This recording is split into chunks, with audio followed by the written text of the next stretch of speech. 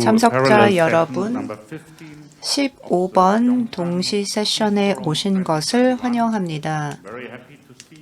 여러분 모두 이 자리에서 뵙게 되어 매우 기쁩니다. 또 온라인으로 이번 세션에 참석하신 분들께도 환영의 인사를 드립니다.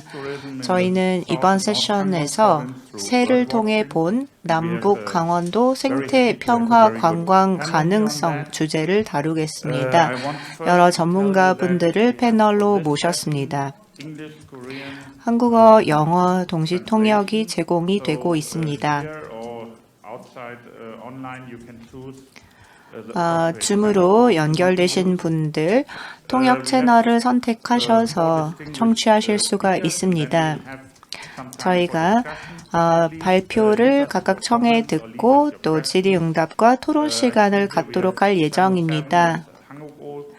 한국어 채널이 7번, 또 영어 채널이 8번으로 표기되어 있습니다.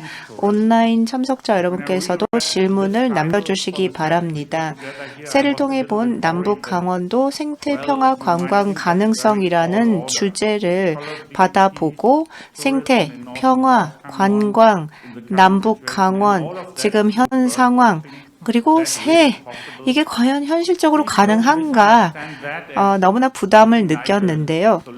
이게 하나의 해결책이다라고 오해는 하지 말아주셨으면 좋겠습니다. 우리가 더 나은 남북 관계로 나아가는 데 있어서 내딛는 작은 발걸음이라고 생각해 주셨으면 좋겠습니다. 남북한을 잇는 사업이라고 하더라도, 철도 연결 사업이라고 하더라도 하루아침에 남북관계를 개선시킬 수는 없을 것입니다. 마찬가지입니다.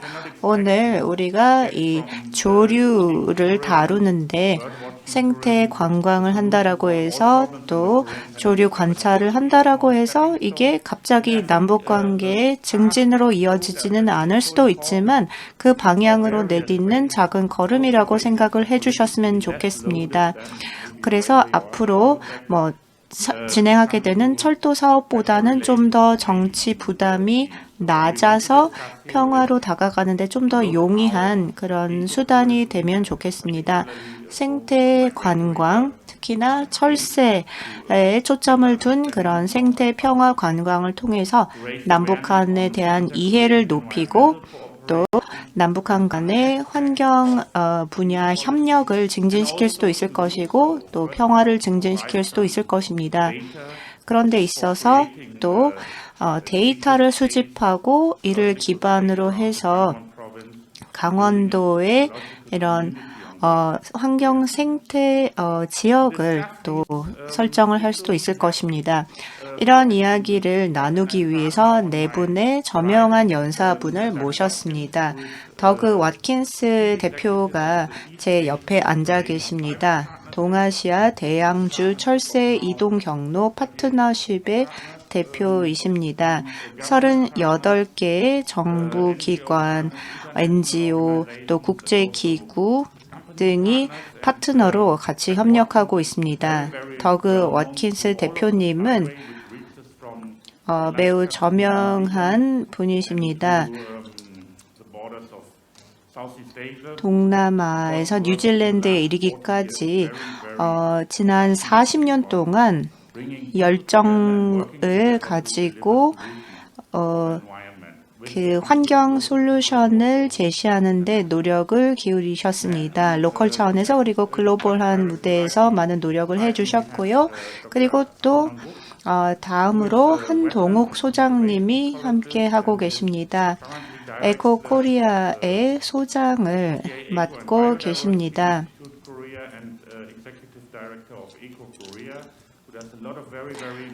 또 이 국경 지역에서 중요한 일을 해오셨고 NIE에서도 몸을 담으신 바 있습니다. 서울대학교에서 박사학위를 취득하셨습니다. 그리고 이제 최현아 연구원님이 계십니다. 한스 자이들 재단 한국 사무소에서 근무하고 계십니다. 취미이기도 하고 또 이 철새를 연구하시는 분으로서 남북 협력에 지대한 관심을 가지고 계십니다. 2019년 11월 북강원을 방문하셨고 그래서 이 지역의 가능성을 타진해 보셨습니다. 그리고 또 박종석 센터장님이 함께하고 계십니다. 전라북도 생태관광 육성지원센터의 센터장을 맡고 계십니다. 이 센터에서는 한국의 생태관광 육성을 지원해 오셨습니다. 유네스코 생물권 보전에 자문을 제공을 하신 바 있습니다. 여러분 모두의 발표에 큰 기대를 걸고 있습니다. 발표 시간을 15분으로 제한을 하도록 하겠습니다. 그러면 30분 정도 토론을 할 수 있을 것 같습니다. 예, 더그 워킨스 대표님 발표 부탁드립니다.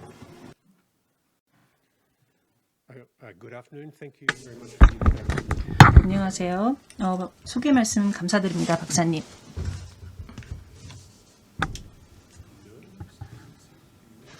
네, 작동을 하는지 모르겠네요.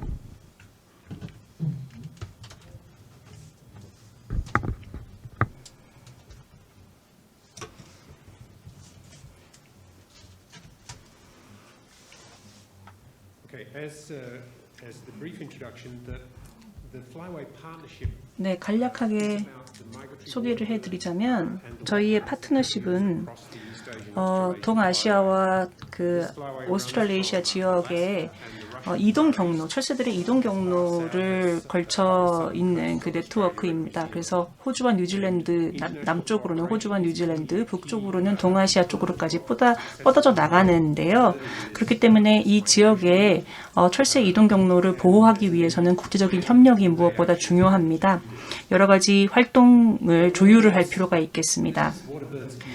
물새들은 세상을 이렇게 바라봅니다만 저희는 세상을 이렇게 바라봅니다. 저희는 국가 단위로 끊어서 세상을 바라보지요.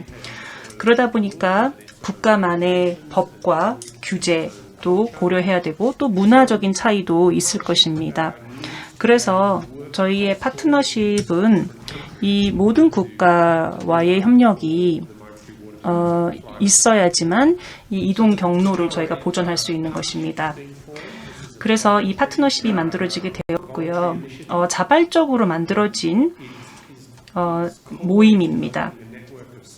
저희는 그래서 철새의 이동을 보존하기 위해 또 그 도래지를 보호하기 위해서 만들어진 것이고요. 두 번째는 저희가 습지와 철새에 대한 교육과 대중 인식을 높이기 위한 것이고, 세 번째의 목적은 연구를 통해서 의사결정을 하자라는 것이었고, 네 번째는 역량 강화인데요. 특별히 이러한 현장을 유지를 하기 위해서 여러 그 의사결정자와 이해관계자들이 동참할 수 있도록 역량 강화하는 것입니다. 마지막은 최우선순위를 두고 있는 그 위기종을 중심으로 활동을 하는 것입니다. 저희가 18개의 국가 파트너, 정부 파트너를 두고 있는 상태인데 이 의사결정자이기 때문에 정부의 역할이 굉장히 중요합니다. 그 외에도 13곳의 국제 NGO가 참여하고 있습니다. 저희 파트너십에 큰 영감을 주고 있고요. 또 6개의 국제 컨벤션이 있습니다. 여기에는 CBD와 람사르 컨벤션이 있고요. 또 한 국제기구, 또 하나의 기업이 참여하고 있어서 저희 파트너십은 총 39개의 파트너로 구성되어 있습니다. 여기에서 하나의 예시를 보여드리고 싶었습니다. 영어에서는 이런 표현이 있습니다. 사슬이 강하기 위해서는 가장 약한 그 사슬이 강해야 된다. 즉 아무리 다른 사슬들이 강해도 하나만 약하면 고리가 끊어진다라는 것이지요. 자, 이 새는 알라스카와 러시아에 있다가 호주, 뉴질랜드까지 이동을 하는 종인데요. 위성을 통해서 북쪽으로 이동해 나가는 그 경로를 저희가 추적을 했던 것입니다. 여기서 보시면 서해 지역에 모두 다 멈췄다가 가야지 되는 것을 볼 수가 있었습니다. 그렇기 때문에 박스로 쳐져 있는 이 지역이 해당 종을 보호하는 데 매우 중요하다는 것을 저희가 알게 되었고, 뉴질랜드 현장에서는 해당 단체가 이 새의 보호를 위해서 많은 관심을 갖게 되었습니다. 그래서 처음에는 그 중국 지역, 단둥 지역에서 활동을 하다가 그 다음에는 북한 쪽, 북한 서해안 지역으로 가게 되었는데요. 그걸 하기 위해서 조선 자유보호연맹과 손을 잡게 되었습니다. 그 북한 쪽에 한림원과의 관리를 받고 있는 연맹인데요. 이 연맹에서 지원을 해준 덕분에 현장을 직접 방문을 하고 10년 동안 북한의 서해 지역에서 많은 활동을 펼칠 수 있게 되었던 것입니다. 그래서 자발적으로 활동을 하셨던 분들인데요. 직접 북한으로 가셔서 북한의 이 연맹 분들과 함께 여러 조사를 펼쳤던 경험이 있습니다.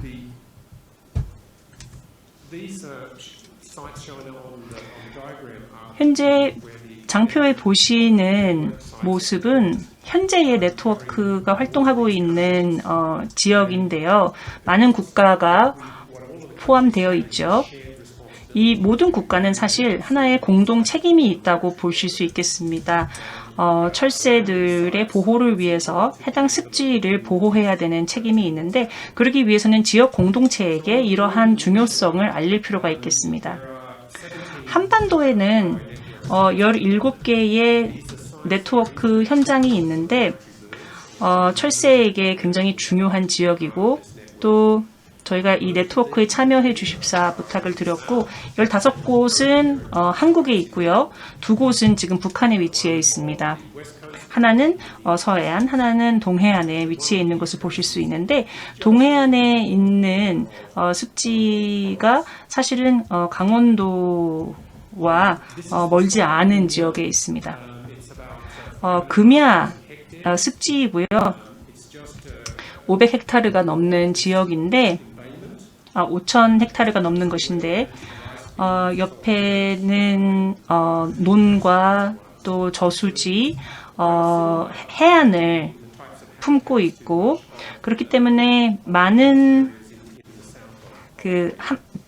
한국에 있는 많은 습지와 환경적으로는 비슷합니다. 연간 4만 마리 이상의 물새가 찾아간다라고 하니 정말 많은 마리의 오리와 학 등등이 찾아가는 것을 볼 수 있습니다. 네, 사진을 셀리거 박사님께서 제공해 주셨는데 감사의 말씀드리고요. 현재 북한 법에 따라서 95년도에 제정된 법에 따라서 현재 철새 보호구로 보호가 되고 있는 상황이고요. 특별히 여기에서 이제 두루미들의 활동이 보호가 되고 있습니다. 생태 관광에 대해서 간략하게 말씀을 드리겠습니다. 이 생태 관광 프로그램을 개발하기 위해서는 어떤 고려 사항들이 있어야 되는지 살펴볼 필요가 있겠는데, 강원도 북남쪽 모두에 해당하는 것입니다. 일단은 생태 관광과 관련되어 있는 국가의 규제가 어떠한지, 규정이 어떠한지 볼 필요가 있겠습니다. 특별히 북한의 경우라면 생태 관광을 직접 관장하고 있지는 않겠지만 그 외에 관련 있는 규정들이 있을 것이고요. 두 번째는 누구를 목표로 하고 있는가, 어떠한 관광객을 유치하고자 하는가에 대해 규명할 필요가 있겠습니다. 그리고 이 관광객들, 잠재적인 관광객들에게 어떻게 접근할 수 있을지. 셋째는 각 지역의 역량이 어떠한가를 볼 필요가 있겠습니다.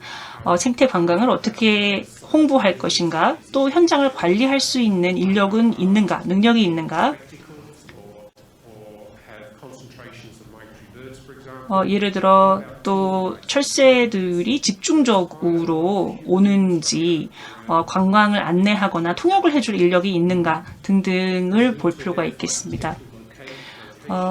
네 번째는 관광 프로그램을 한다면 직접적인 지역적인 장소들이 어디에 있을까, 어디로 사람들을 데리고 갈 것인지, 또 그 외에는 지역 사회가 참여할 수 있을 만한 활동이 있는지, 그리고 그 해당 지역 공동체에게 어떤 이득을 줄 수 있을지를 봐야지 될 것입니다. 여섯 번째는 현장에 대한 리스크 평가이지요.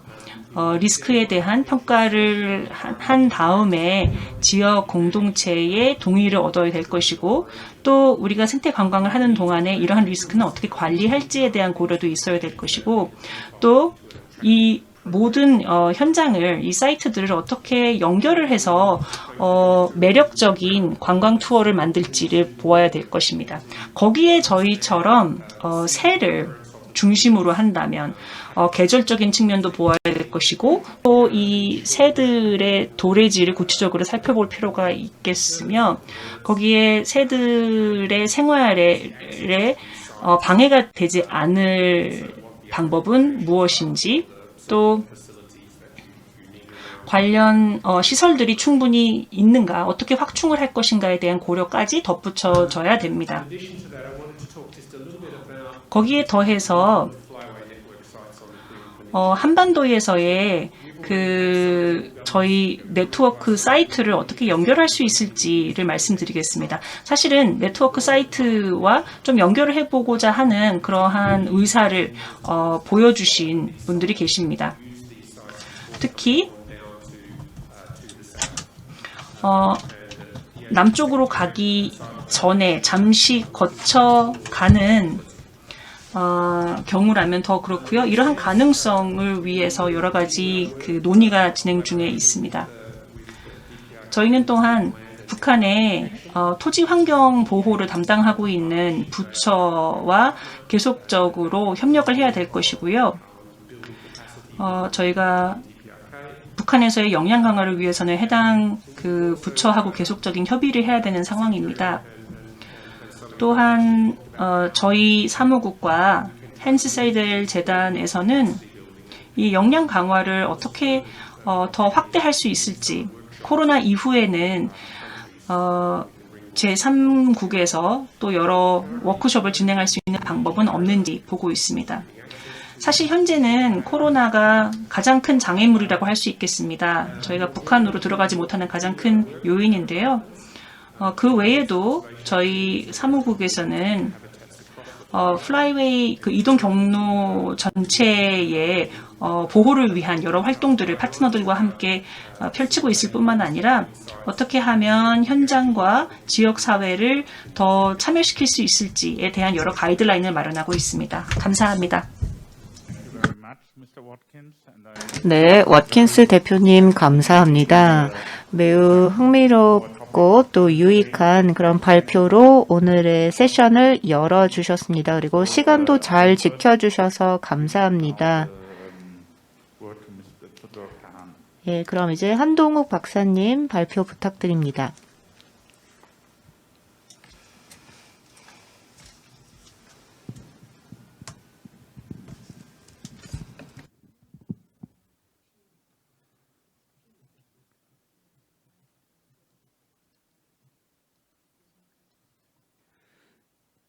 네, 방금 소개받은 사단법인 에코코리아 PGA 연구소장 한동욱입니다.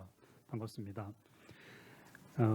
오늘 제가 말씀드릴 내용은 이제 생태 관광을 하기 위해서는 생태라고 하는 과학적인 방법론들이 잘 고려되어야 한다라는 측면에서, 특히 우리가 지금 동해안을 얘기하고 있지만 동서해안을 포괄해서 현재 공유 해역이라고 할 수 있죠. 공유 해역과 또 공유 하구가 포함이 되어 있기 때문에 이 두 지역의 어떤 중요성, 그리고 생태 관광을 하는 데 있어서 원칙, 이런 것들을 좀 간단하게 말씀드리고자 합니다.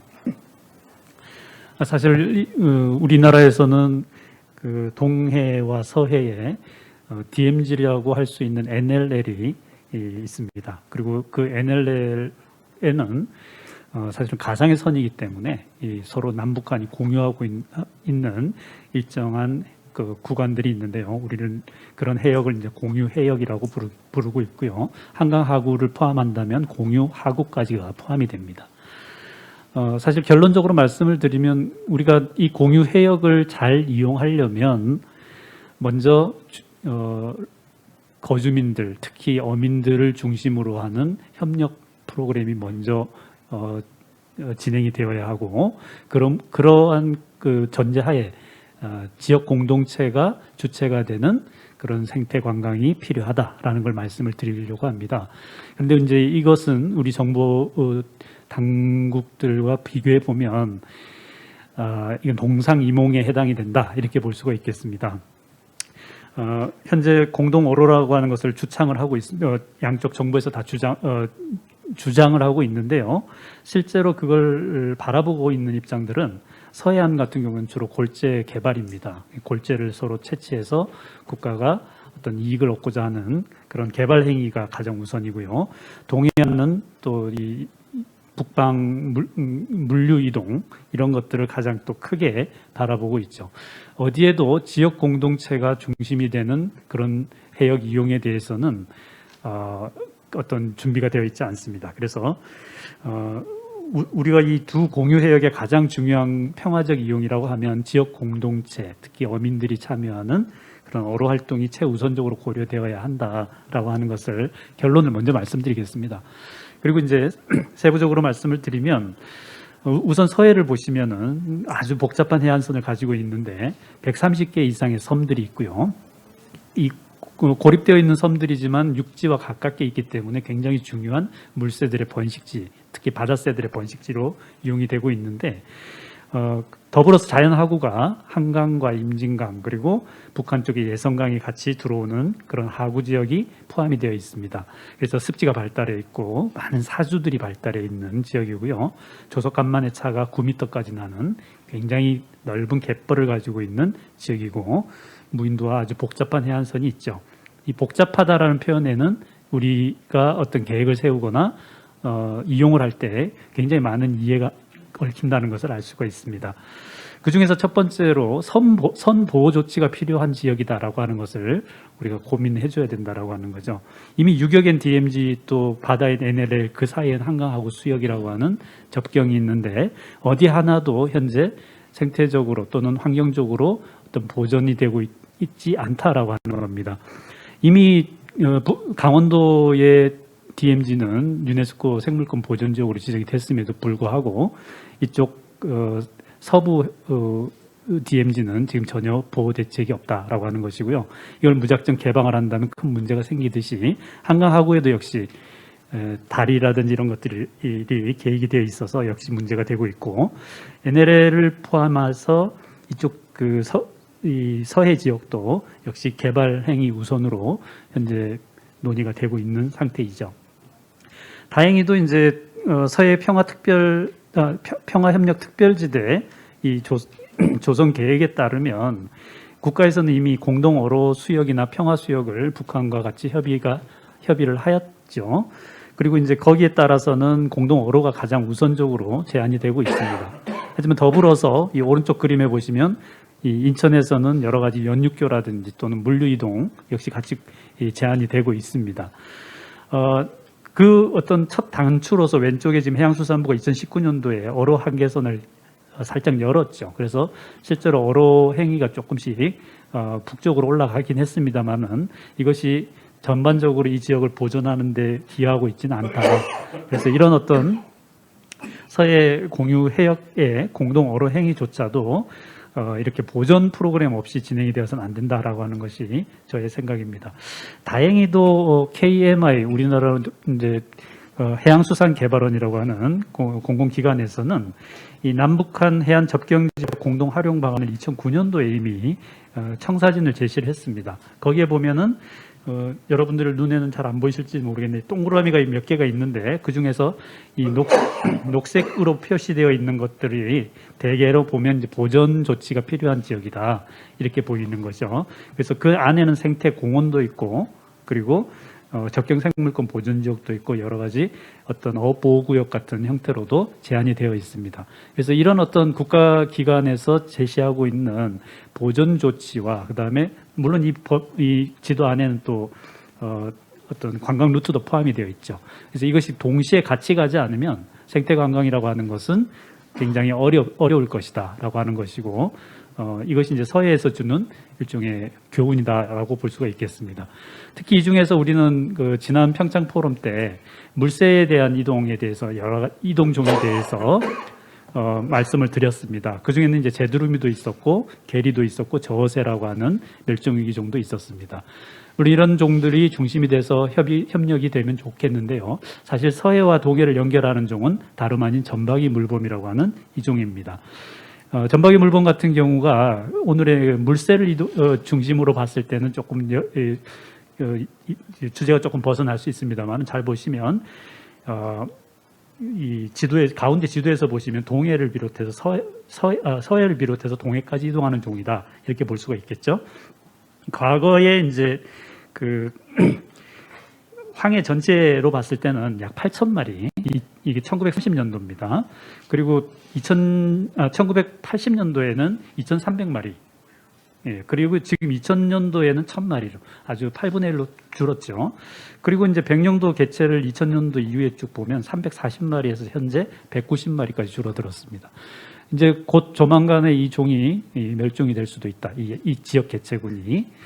그래서 이 점박이 물범에 대한 공동의 협력과 보존 프로그램과 함께 이 관광 개발이 되어야 한다라고 하는 것이 이 생태 관광의 목적이 되어야 되지 않을까 싶고요. 보시면은 주로 이제 그 계절적으로 보면 여름에 개체 수가 굉장히 늘어나죠. 그래서 우리나라에서는 이 월하지, 예를 들면 여름을 나는 지역 이렇게 볼 수 있겠고 겨울이 되면 이제 위쪽으로 올라가서 번식을 합니다. 그런데 여름 동안에 이동하는 루트를 보시면 남해를 거쳐서 오른쪽 그림에 보시면 동해를 거쳐서 저기 러시아에 있는 표트르 대제망까지도 가죠. 그래서 이 지역을 이동을 하는 이 과정에서 북한의 특히 특정한 지역을 지나가게 되는데요. 그 지역이 바로 라선 습지입니다. 라선 습지는 이미 세 개의 석호로 이루어져 있는 북한의 람사르 습지인데 그 앞에 비파도라고 하는 조그마한 섬이 있는데 물개 보호구라고 되어 있습니다. 그런데 실제로 내용을 보면은 물개와 물범 사리터라고 되어 있어요. 즉 우리나라에 서해에서 여름을 나고 있는 물범이 동해에 있는 이 비파도까지 올라가서 러시아까지 올라간다는 얘기죠. 근데 이제 북한에서 이 자료는 이제 한스 자이델 재단에서 뉴스레터로 자료인데요. 북한에서 뭐라고 얘기를 했냐면 봄에 번식지를 찾아 북태평양 연안으로 올라갈 때 이용한다라고 되어 있습니다.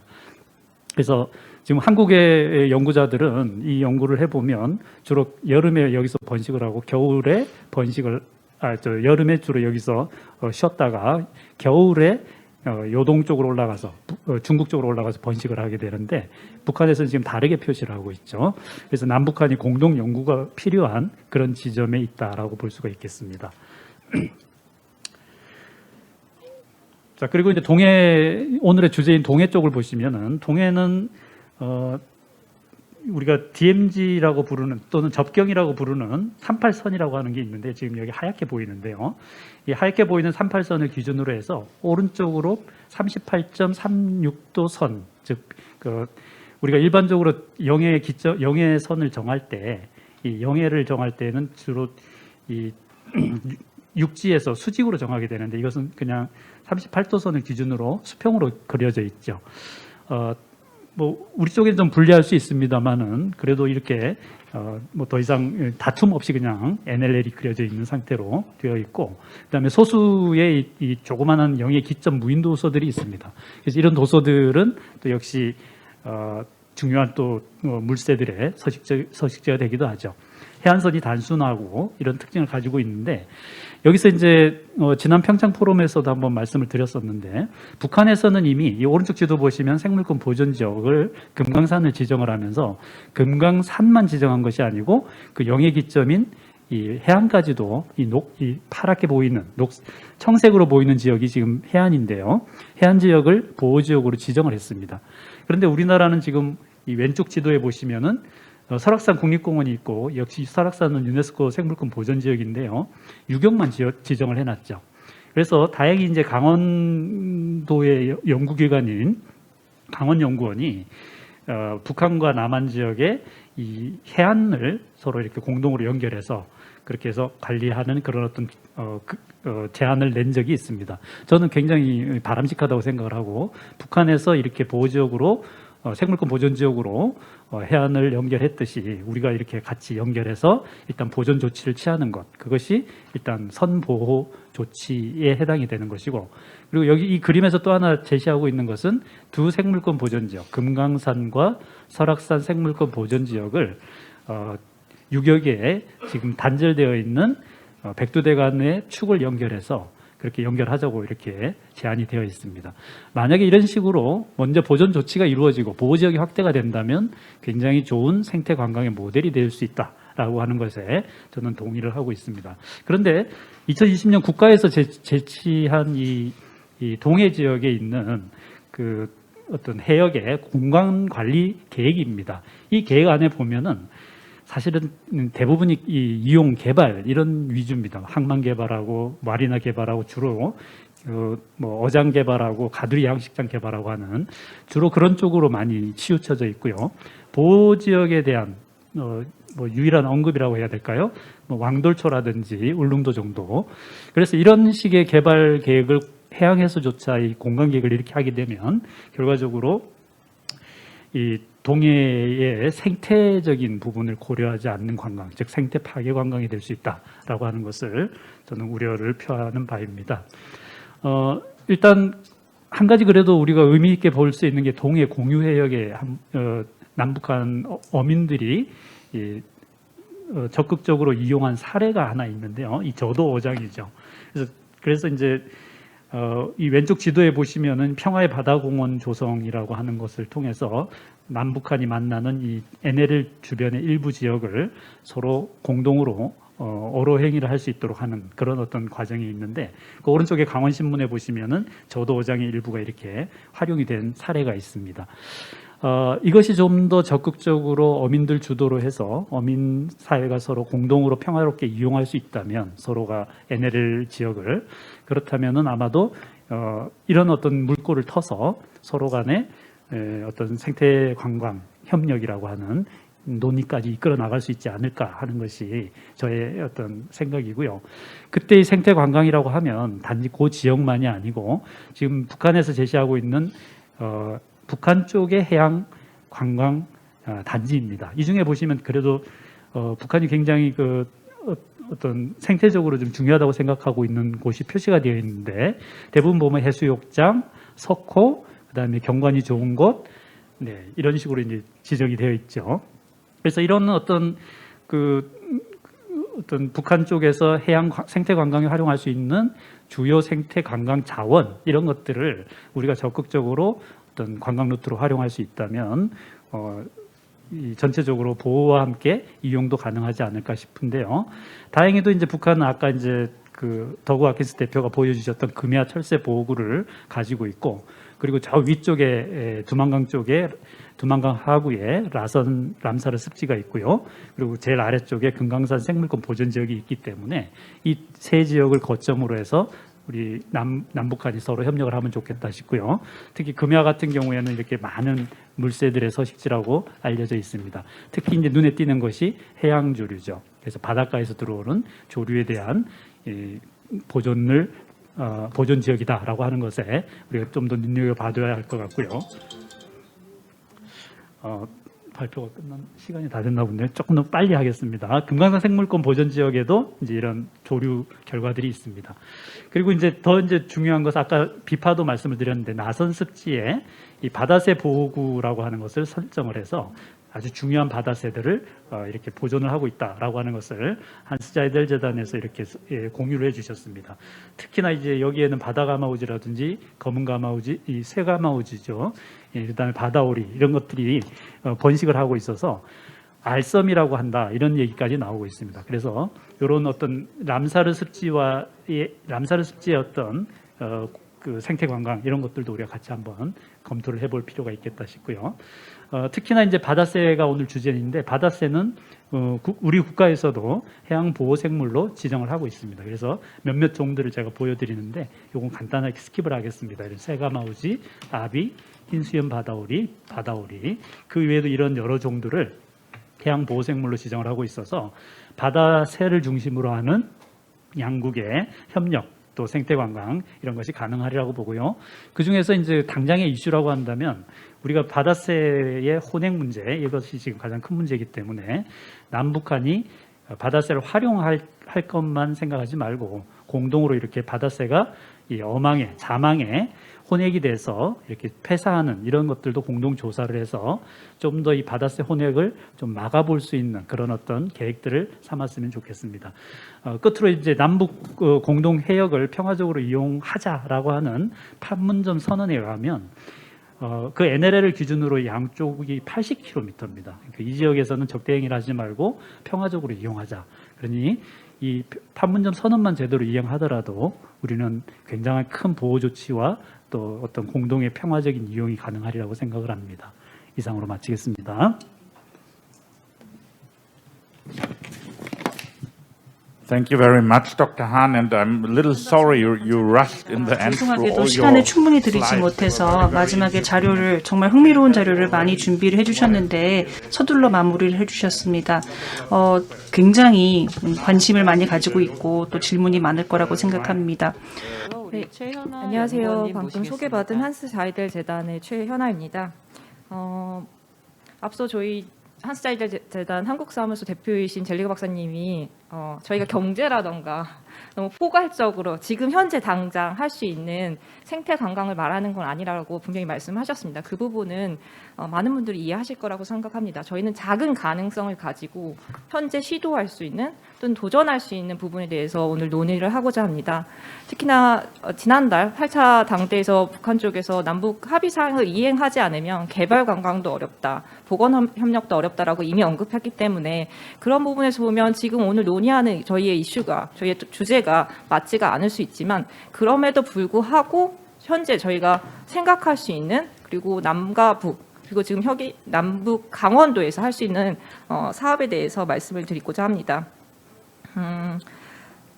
그 강원도 하면 많은 분들이 금강산 그리고 설악산을 먼저 생각을 하십니다.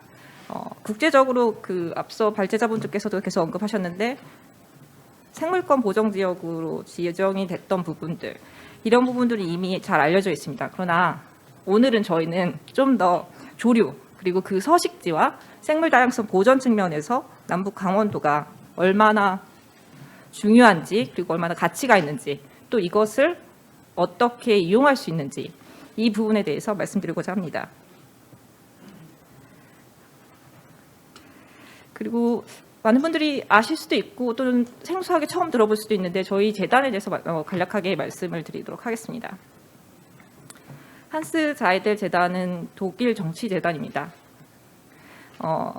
민주주의 평화 발전을 위한 봉사 이 모토를 제가 말씀드릴 때마다 항상 좀 주저하는데 되게 커다랗지만 민주주의와 평화 발전을 위한 봉사를 모토로 전 세계 60여국에서 지속가능한 발전에 기여할 수 있도록 노력하고 있습니다.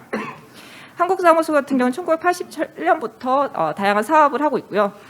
독일 통일 경험 공유 그리고 한반도 화해 정책과 지속가능한 협력 등을 지원하고 있습니다. 지금 오른쪽 사진에서 보이는 것처럼 저희는 서해안 그리고 동해안 그리고 접경 지역에서 다양한 사업들을 진행하고 있습니다. 그 앞서 생태 관광에서 필요한 부분이 어쨌든 지역 주민과 함께하는 부분 그리고 어떻게 하면 그 부분들에게 지역 주민에서 활동하시는 분들이 이익을 주느냐라고 그 부분에 대해서 언급을 하셨는데 그런 것처럼 저희는 연구 집단이 아니고 또는 개발 쪽에 초점을 맞춰 진행되는 뭐 비영리 단체도 아니지만 저희는 좀 더 능력 배양 사업에 초점을 맞춰서 북한에서는 북한 전문가의 인식 제고를 위한 사업을 하고 있고 당연히 남쪽에서도 지역 주민 인식 제고와 의사결정 지원을 위한 교류 협력 사업을 진행을 하고 있습니다. 그러면 지금부터 저희가 2015년부터 현재까지 진행하고 있는 조사에 대해서 이 조사 결과를 바탕으로 어떻게 실제적으로 생태 관광을 할 수 있는지 이런 부분에 대해서 말씀드리도록 하겠습니다. 저희는 바다새 조사와 내륙 조사를 동시에 진행을 하고 있습니다. 강원도 고성군 대진항과 거진항을 중심으로 구간별 표본 조사를 진행을 하고 있습니다. 조사 기간 중에 관찰된 개체수와 거리, 각도 등을 고려해서 전체 조사 해역에 서식하는 조류종과 개체수를 추정하고 있습니다. 지금 오른쪽에 보이는 그 빨간색 점이 저희가 기본적으로 조사하는 구간을 보여주는 것입니다. 그리고 죄송해요.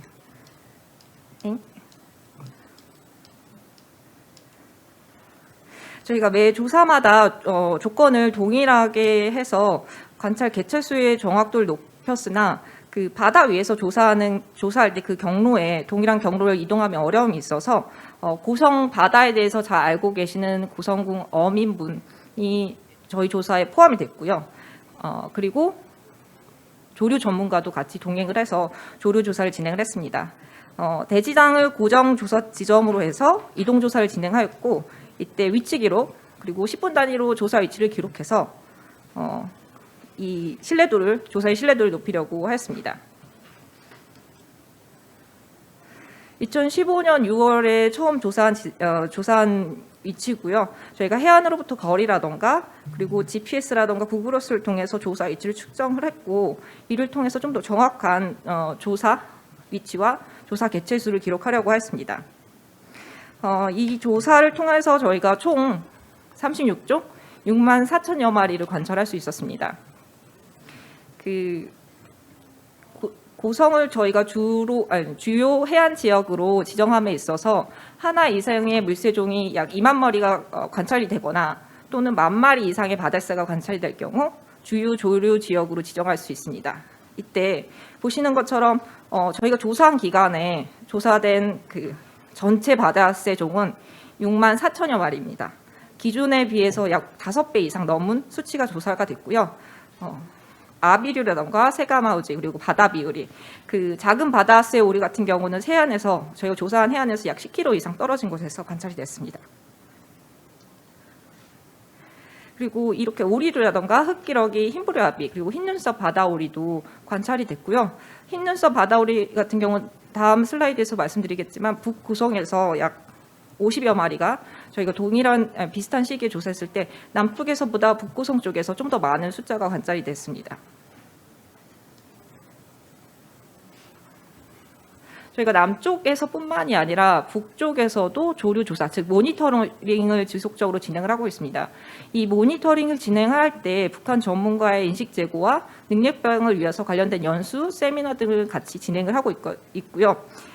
많은 분들이 제가 이 내용을 발표할 때 오해하시는데 제가 직접 가서 하는 것으로 판단하시는데 그것이 아니라 지금 사진에 보시는 것처럼 저희 대표님이 직접 참여를 하고 있고 이때 국외 전문가도 같이 참여를 해서 조사를 하고 있습니다. 지금 앞서 저희가 조사했던 모든 내용을 말씀드리기 어렵지만 조류 관찰하는 이 기간, 모니터링 기간 동안에 북고성에서는 2017년 3월, 남쪽에서는 2016년 3월에 비슷한 시기에 조사를 했을 때 새 가마우지와 가마우지가 해금강 쪽에서 관찰이 됐고 남쪽 대진항 쪽에서 관찰이 됐습니다.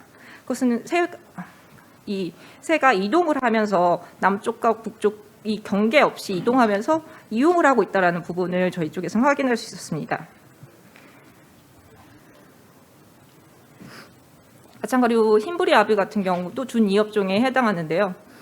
남쪽과 북고성에서 계속 관찰이 됐고 나머지 아비류들도 지속적으로 관찰이 됐습니다. 남쪽과 북고성 이 보시는 어쨌든 저희가 비슷한 시기에 조사를 했을 때 남쪽에서도 보이는 게 북쪽에서도 보이고 이런 것들이 이동하는 새를 통해서 어쨌든 연관성을 확인할 수 있었습니다.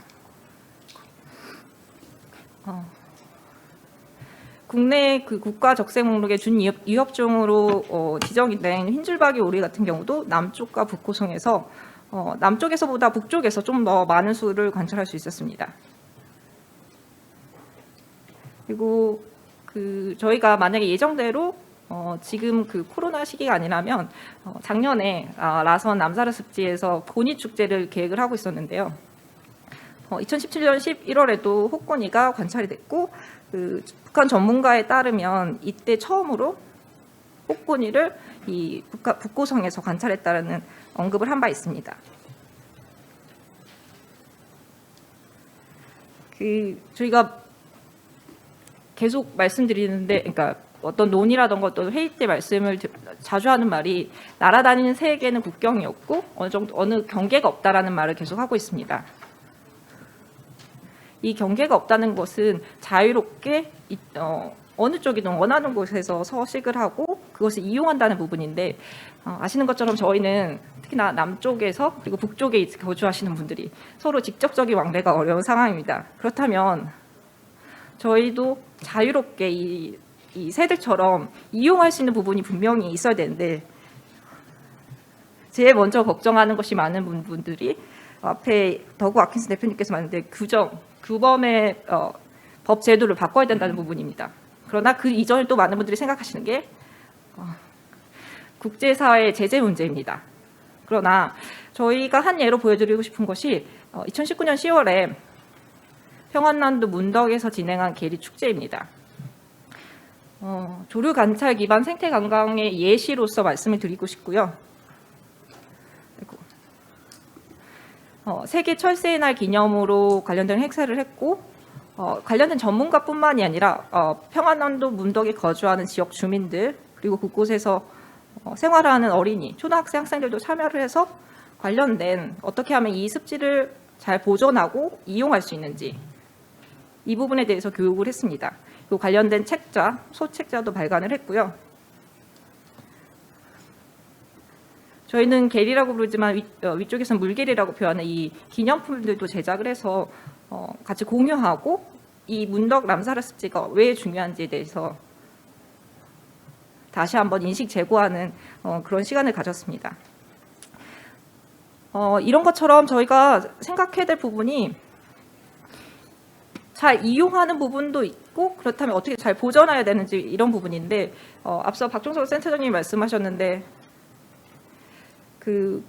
최근에 2015년 이후로 북쪽에서 생태 환경 보호에 대해서 좀 더 많은 관심을 가지고 희귀 조류종이 서식하는 곳을 어떻게 습지 보호구로 지정을 하고, 또 국제적인 람사르 습지라던가 EF 사이트로 지정을 해서 그곳을 어떻게 보호하고 현명하게 이용하는지 이런 부분을 지속적으로 언급을 하고 있습니다.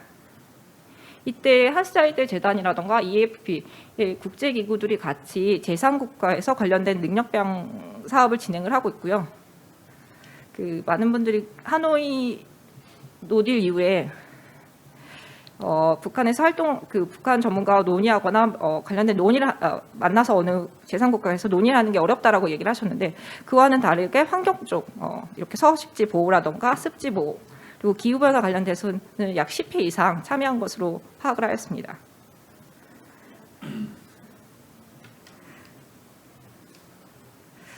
그리고 또 앞서 제가 말씀드렸다시피 생태 관광이 진짜 북한에서 가능하냐라고 많이들 그러니까 생각을 할 때 제일 먼저 생각하는 것이 대북 제재입니다. 그런데 관광은 실제적으로 제재 대상이 아닙니다.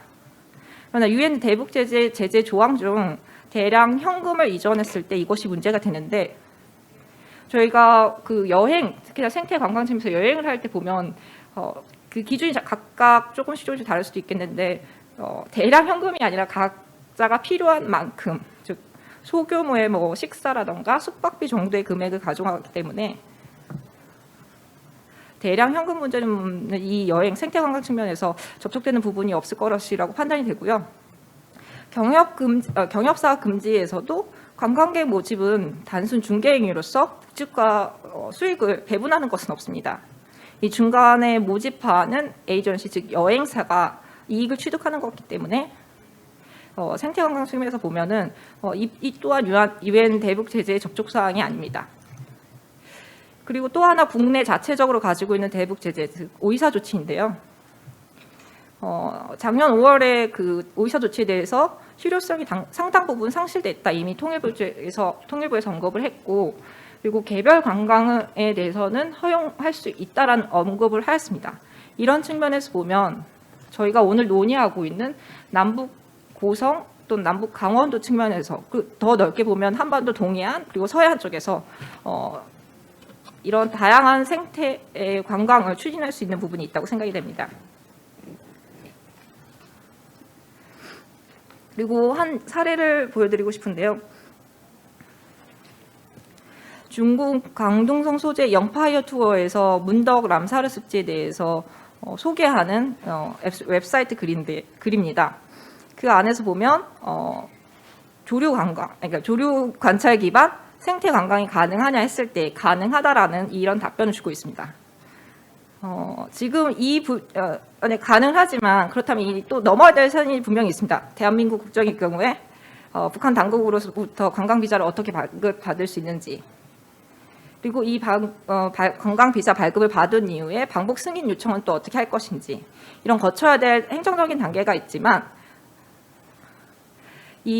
그래도 지금 현재 어쨌든 통일부라든가 저희 국내 한국 정부에서는 개별 관광에 대해서는 가능성이 있다, 또는 비자 발급에 대해서 또 방북 승인에 대해서 긍정적인 사인을 보여주기 때문에 지금 현재 코로나 상황이 지난다면 어느 정도 가능성이 있을 것이라고 생각이 됩니다. 그러나 앞서 말씀드렸듯이 대량 현금 이전에서는 문제가 발생할 수 있기 때문에 숙박이라든가 교통 관련 경비에 대해서는 개인이 직접 결제하거나 소규모로 나눠서 지불해야 되는 부분이 분명히 있습니다.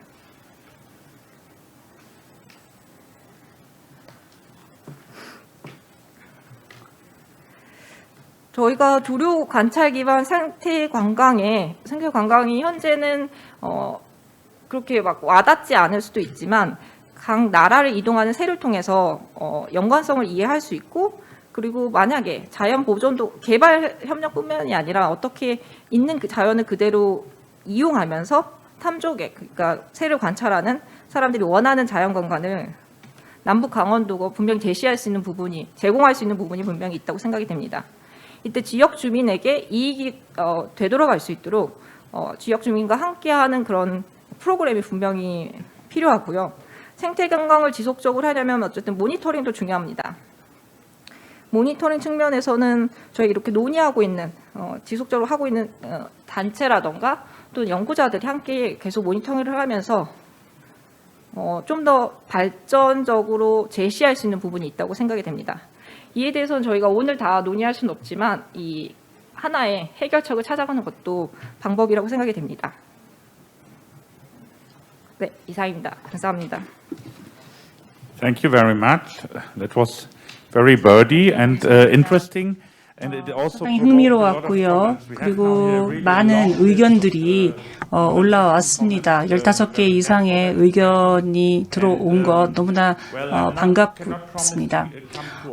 저희가 물론 이 모든 의견과 질문에 답변을 할 수 있을지는 모르겠습니다만 일단 제가 발표자들에게 한두 개의 질문을 드리고 시간이 있으면 더 질문에 답변을 드리겠습니다. 왓킨스 박사님께 먼저 질문을 드릴게요.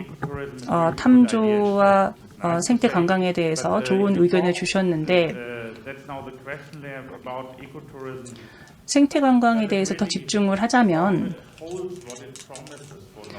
북한에게 충분한 잠재력이 있다고 보시는지 궁금합니다. 북한에 가서 생태 관광을 통해서 환경을 보존해 봅시다라고 얘기를 했는데 3명이 나타나고 8명이 나타나고 하면 사실은 경제 활동이 이루어지지 않을 것 같은데 타당한 방법이 있을지가 첫 번째 질문입니다. 두 번째는 만약에 탐조 관광을 적극적으로 홍보를 하고 또 철새를 보호한다면 AI의 문제, 조류 독감의 문제는 어떻게 생각하시는지에 대한 질문입니다. 네, 질문을 이렇게 하나씩 받으면 어떨까 싶습니다.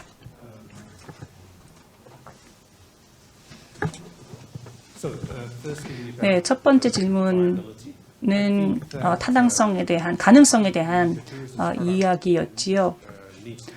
생태 관광 프로그램은 사실 새해만 집중되기보다는 더 폭넓어야 된다고 생각합니다.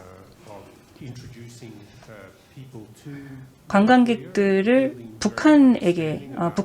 관광객들에게 북한을 소개할 수 있는 기회가 될 수 있고 그 나라에 대한 이해를 높일 수 있는 프로그램이 될 수 있을 것입니다. 또한 지역 공동체와도 교류를 할 수 있는 기회가 되겠지요. 세상을 하루아침에 바꿀 수는 없겠지만 그래도 사람들이 그 나라에 대해서 배우는 하나의 기회가 된다라는 점에서 중요하다고 봅니다. 두 번째는 조류 독감과 관련된 질문이었는데요. 사실 조류 독감이 사람에게 전염이 되는 경우는 극히 드물고 또 가금류에게 전파되는 경우도 있기는 합니다만 그렇게 폭넓지는 않다고 보고요. 또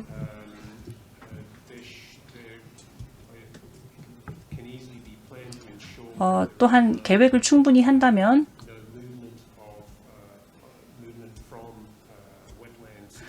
습지에서 가금류 공장으로 간의 접촉이 없을 수 있도록 우리가 계획을 잘 하면 그 둘을 이제 분리를 할 수 있기 때문에 위생 절차만 잘 갖춘다면 문제가 되리라고 보지 않습니다. 예, 감사합니다. 네, 박 박사님에게도 두 개의 질문 드리겠습니다. 지금 사실은 저희보다는 서해안 쪽에 더 관심이 있으신 것 같고 또 누군가가 의견을 주시기를 서해안 쪽의 철새에 대해서 잘 알고 있는데 동해안의 철새에 대해서는 많은 언급이 없었던 것 같다라는 그런 말씀을 해주셨습니다. 지금 강원도 동해안으로 온 것은 참 반갑기는 한데요. 동해안에도 마찬가지의 관심이 있을 수 있을지 예를 들자면 서해안에 여러 갯벌이 있는데 도요새와 등등 기타 다른 조류가 있고 동해안에서는 사실 조금 다릅니다. 철새들이 더 멀리 나가 있기 때문에 보기가 좀 어려운 그런 차이가 있다라는 의견이 있었고요. 그다음에 그 뒤에 또 들어온 질문이 있는데 그 해양 쓰레기와 관련한 질문이 들어왔습니다. 해양 쓰레기의 문제가 생태 관광에 어떤 영향을 미칠까요? 그리고 정부가 여기에 취할 수 있는 대책은 무엇인가요? 일단 첫 번째 질문 같은 경우는 이제 그러니까 생태학자들이 가지고 있는 주요 관심사 중에 하나가 이제 이동종, 특히나 국경을 넘어서는 새에 대한 관심은 큰데 이에 대한 공동 연구자를 찾기가 쉽지 않다. 특히 북한이나 또는 NLL 지역 또 DMZ 지역에서 우리나라 쪽에서 볼 수 있는 사면에서만 보는 거하고 양쪽의 연구자가 동시에 연구를 했을 때 연구의 질은 굉장히 높을 것이다 이렇게 생각을 합니다. 특히 바다새 같은 경우는 또 더 멀리 나가 있고 그리고 또 잠수성인 경우가 많고 그래서 이런 그 새들을 공동으로 조사할 수 있는 그런 어떤 파트너들이 북한 쪽에서 서로 교류가 된다면 충분히 가능하리라고 보고 충분히 많은 데이터들을 우리가 축적할 수 있으리라고 보는데요.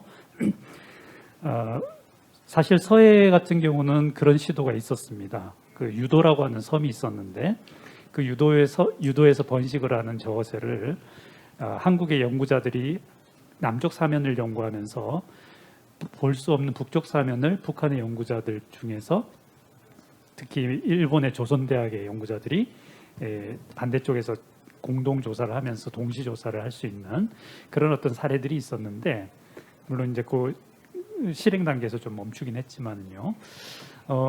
역시 마찬가지로 동해안 쪽에 있는 공동 연구자들의 네트워크가 우선적으로 필요하리라고 보고요. 특히나 이제 아까 말씀드렸던 그 보호 지역 내에서 밴딩이라든지 또는 새틀라이트를 달아서 추적을 한다든지 하는 그런 연구들은 우리나라 연구자들이 직접 참여할 수만 있다면 그런 장비들을 들고 들어가서 직접 그 새에다가 장치를 달게 되면 그것은 공동으로 서로 데이터를 축적할 수 있고 어떤 제재 사항에도 걸리지 않는 그런 어떤 사항이라고 봅니다.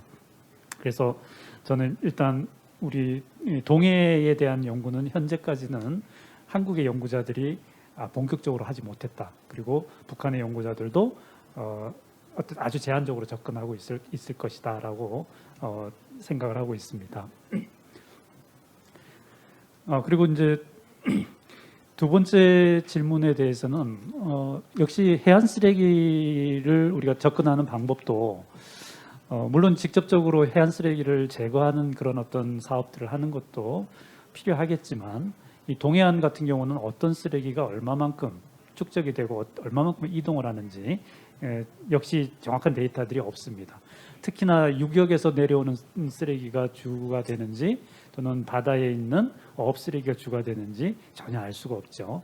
그래서 이런 것들은 사실은 해양 쓰레기 종만 이동하는 것이 아니고 해양 쓰레기들도 사실은 국경을 넘어서죠.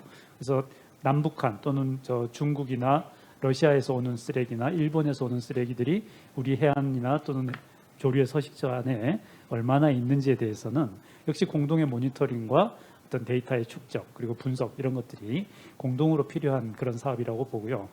다행히 이제 국제 연안 정화 행사 ICC라고 하는 그런 행사를 통해서 북태평양 쪽에서는 공동 모니터링도 진행되고 있고 데이터도 많이 축적이 되고 있는데 블랭크가 있죠. 북한 쪽이 지금 비어 있고 또 동해안 쪽에 또 쓰레기 조사가 또 해양 쓰레기 조사가 또 많이 비어 있습니다. 그래서 이런 것들이 결국에는 이제 연구자들 간의 네트워크, 조사자들 간의 네트워크가 필요한 그런 사항이라고 보겠습니다. Thank you very much. And 네, 감사합니다.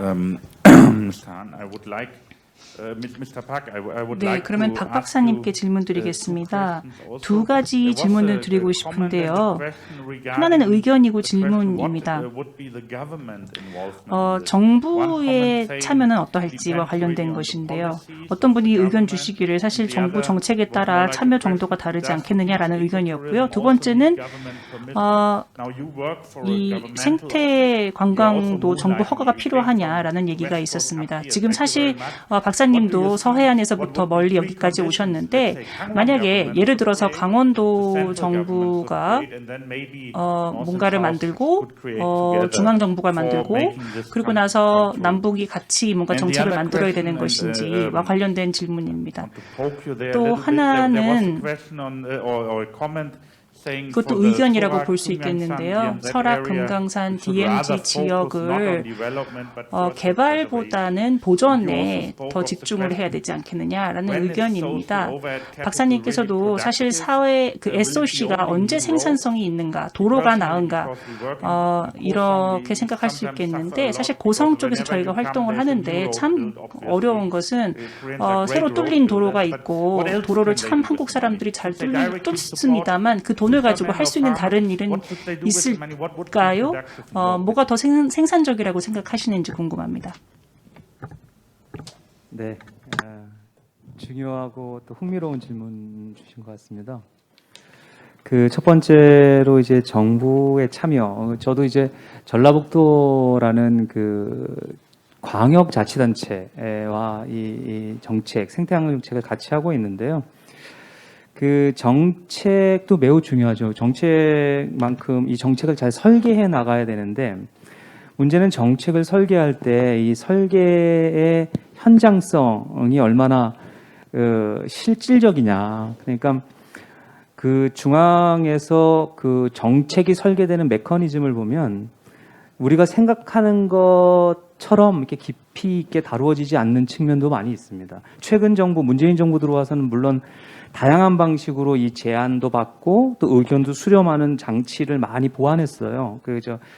저도 이제 행안부의 이제 정책을 기획하는 위원으로도 활동을 해보니까 그 실질적으로 그 정책을 만들어가는 과정에서 여러 의견을 수렴하는 과정이 이전 정부에서는 많이 누락됐다면 현 정부에서는 그래도 많이 보완해 가려고 하고는 있습니다. 문제는 이제 이 생태 관광 이게 약간 융합적 영역이다 보니까 그러니까 예를 들어서 우리가 지금 새라는 관점에서도 보지만 다양한 생물 서식처라든가 생물 종의 전문성 그리고 또 관광이라는 것이 약간의 서비스업 그리고 여러 가지 인프라를 동반하는 것이기 때문에 그 관련된 또 전문가들의 의견을 듣게 됩니다. 저희 전라북도도 마찬가지인데요. 같은 사이트를 놓고 보더라도 견해는 굉장히 달라집니다. 그래서 약간의 보수적으로 해석하는 측면과 약간은 또 진보적인 측면들이 나옵니다.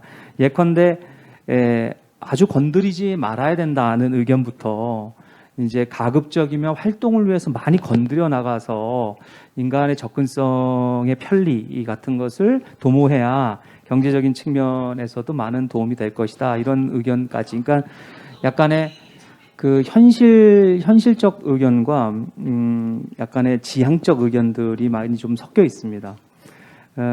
중앙정부 입장에서 하나의 일관된 정책을 만들어 나가는데 쉽지 않은 영역이기도 해요. 특히 이제 근데 제가 이제 개인적으로 그 광역 자치단체에서 정책을 풀어가다 보니까 강원도 입장이라면 지금 이제 중앙정부의 영향력에 매우 이제 취약하죠. 그러니까 중앙정부 영향력에 많이 흡수되어 있는 형태인데 강원도 자체의 로드맵을 가질 필요가 있다. 강원도 자체의 중앙정부하고의 교환성을 떠나서 도 자체의 전략 그것도 이제 좀 더 나눠서 그 아까 민간 트랙에서의 전략도 매우 필요해 보인다. 그리고 이제 한스 자이델 재단이라든지 EAFP를 포함해서 국제 기구나 국제 조직하고 연대해 나가는 로드맵 이런 것들이 중앙 정부의 정책도 조정하게 가는 그런 단계로 영향력이 커지면 정책을 설계하는 밀도가 높아질 것이다. 근데 지금은 좀 취약한 측면이 있고요. 그래서 강원도에서도 그런 준비가 좀 필요해 보인다는 말씀을 드리고요. 두 번째는 그 말씀 주셨듯이 이제 이 현실적인 문제입니다. 우리 그 대표님도 우리 또 최연아 박사님도 새만금을 같이 우리가 조사한 경험이 있는데 그 자동차가 들어갈 수 있는 영역과 들어갈 수 없는 영역들도 여러 가지 인프라가 갖추어진 지역으로의 조사와 또 갖추어지지 않은 지역에서의 조사 굉장히 달라질 수 있거든요. 그래서 이 부분은 조금 조심스러워요, 실은. 그래서 아마도 유네스코에서 공간을 개념적으로 정돈할 때 그 코어 지역과 완충 지역과 이용 지역을 나누었는지 모르겠습니다.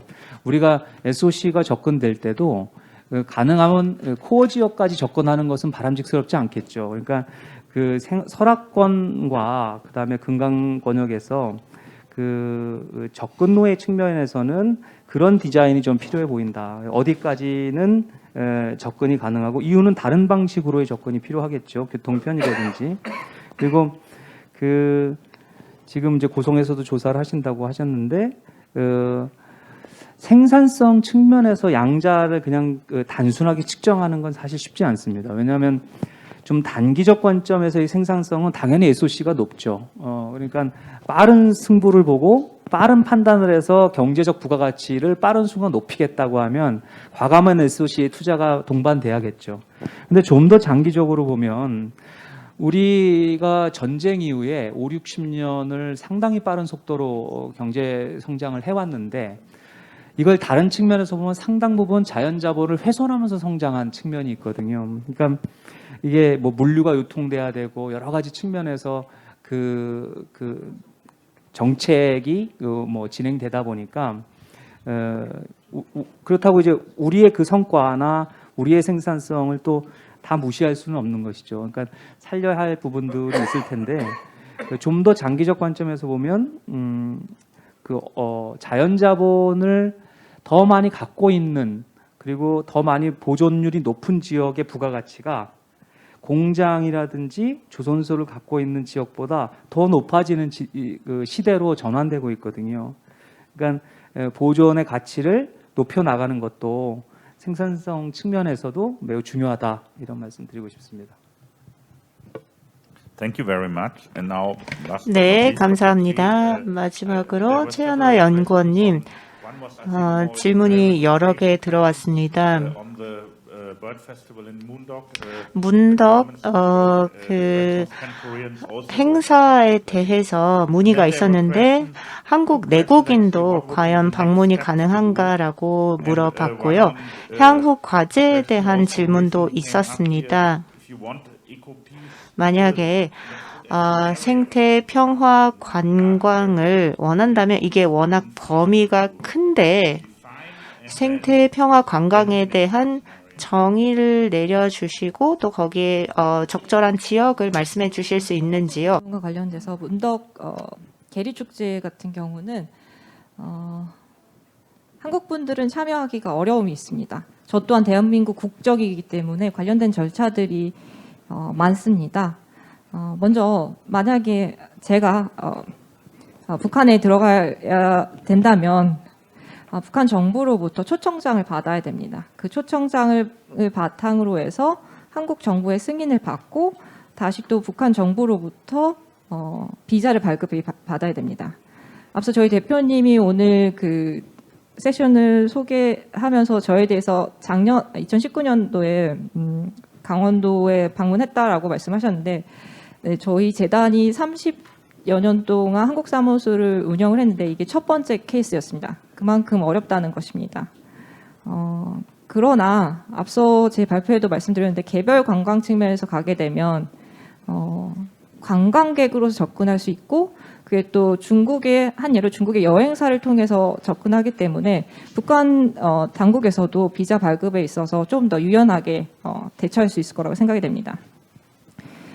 그리고 오늘 그 평창 피스 포럼에서는 계속해서 다양한 얘기를 하고 있습니다. 평화에 대한 얘기, 그리고 남과 북에 대한 얘기, 강원도에 대한 이야기, 그리고 저희처럼 조금 더 좀 특별 주제인 새해와 관련된 그리고 생태 관광에 대한 얘기들 지속적으로 논의를 하고 있습니다. 이 논의가 일회성으로 그치는 게 아니라 지속적으로 이와 같은 자리를 만들어서 오늘 참여하신 이 자리에 참여하신 분들이 새롭게 아신 내용들도 있고 또는 기존에 알고 계셨던 내용들이 다시 또 업데이트된 부분이 분명히 있을 것이라고 생각이 됩니다. 생태 관광 또는 북한에서 환경 보호 또 전지구적 이슈인 기후변화 대응 측면에서 북한에서 실제로 관심을 가지고 있느냐라고 많은 분들이 물음표를 가지고 계십니다. 왜냐하면 알고 계시듯이 북한에서는 어쨌든 먹고 사는 문제, 즉 식량에 어려움이 있습니다. 그러나 그러니까 어떻게 보면 농업 기반 시설이라든가 생산적인 측면에서 접근하는 부분도 있지만 실제로 북한에서는 저희의 과거의 전통적인 농경 사회를 유지하면서 그러면서 그거를 다시 또 어떻게 하면 기존의 자원들을 이용해서 그 기존의 자원들을 또 자연과 함께 보존하면서 이용할 수 있는지 이런 측면에서 저희가 접근을 하고 이 부분에 대해서 저희 파트너 기관인 국토환경보호성도 같이 의견을 같이 해서 나아가는 부분이 있습니다. 이때 넘어야 할 산들이 분명히 있습니다. 북쪽에서도 간척 사업이라던가 뭐 경책 특구 관련된 개발 관련된 부분, SOC 관련된 부분 계속 언급되고 있고요. 오늘 앞서 박 센터장님께서 말씀하신 것처럼 SOC 측면에서 남북 강원도가 접근하는 부분도 분명히 있습니다.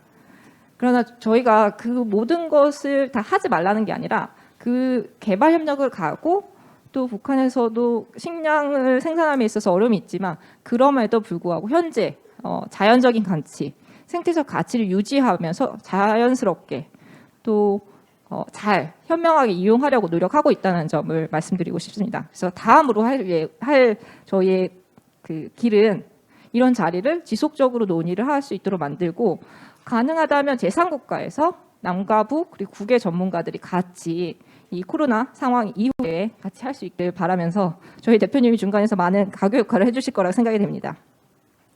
그리고 부지 만약에 생태 관광 단지라고 표현해야 될까요? 이 부분 부지 선정하는 부분에 대해서 말씀을 하셨는데 이미 저희 발표 내용에도 그렇고 오늘 다른 세션에서도 계속 언급되는데 남북 강원도뿐만이 아니라 저희 국내 보호 지역이 꽤 많이 이미 설정되어 있습니다. 또 다른 지역을 설정을 해서 이곳을 그냥 어떤 간판이라던가 그 사인을 놓고서 여기는 생태 관광 부지입니다. 또는 여기는 생태 관광 지역입니다. 이렇게 선을 긋는 게 아니라 자연스럽게 왔다 갔다 할 수 있도록 하는 부분이 필요하다고 생각이 듭니다. 앞서 제 발표 자리에서도 말씀드렸었는데 새가 국경 없이 날아다니듯이 자유롭게 이용하면서 그리고 국내에도 탐조를 하는 많은 관찰자분들이 과거에 비해 많이 늘어났습니다.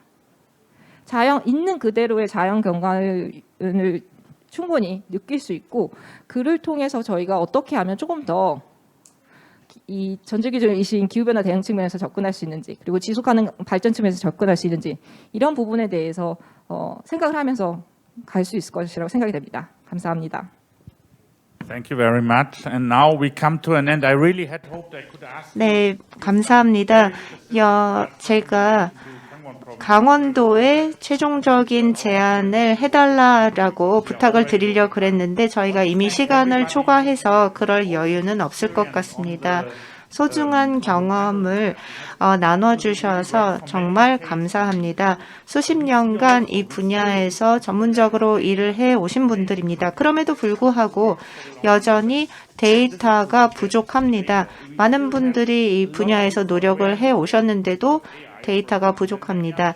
AI나 그 조류 독감이나 이런 문제에 대해서 아직도 그 이해 수준이 낮은 것을 알고 좀 놀랐습니다. 물론 그 문제를 모두 해결할 수는 없습니다만 이번 세션을 통해서 우리가 노력을 집중한다라면 이 남북의 잠재 협력 분야가 무엇이 될 수 있는 것인가를 알게 됐습니다. 이제 온라인으로 참여하신 모든 분들 그리고 또 나중에 북한도 유튜브를 통해서 이 내용을 접하게 된다라면 철새가 굉장히 중요한 자원이니까 함께 보호해야겠다라는 것을 깨닫게 될 것입니다. 또 장시간 동안 이 조류의 이름을 통역하는 데 많은 어려움이 있으셨을 텐데 모두 수고하셨습니다. 감사합니다.